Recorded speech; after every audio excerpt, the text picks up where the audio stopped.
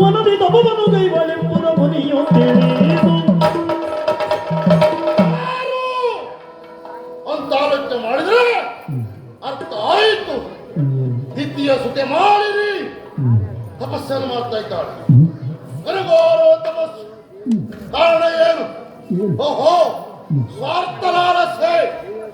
ನಾವು ತಪಸ್ಸು ಮಾಡ್ತೇವೆ, ಅದು ಕಾರಣ ಏನು?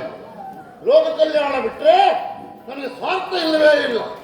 ಇವಳು ಹಾಗಲ್ಲ, ಸ್ವಾರ್ಥದಿಂದ ತಪಸ್ಸು ಮಾಡ್ತಾ ಇದ್ದಾಳೆ. ನಮ್ಮ ಮುನಿಕುಲಕ್ಕೆ ಅಪಮಾನ ಆಗಿದೆ. ಇಷ್ಟ ಅಪಮಾನ ಆದಮೇಲೆ ಇವಳು ಬಿಡ್ತೇನೋ?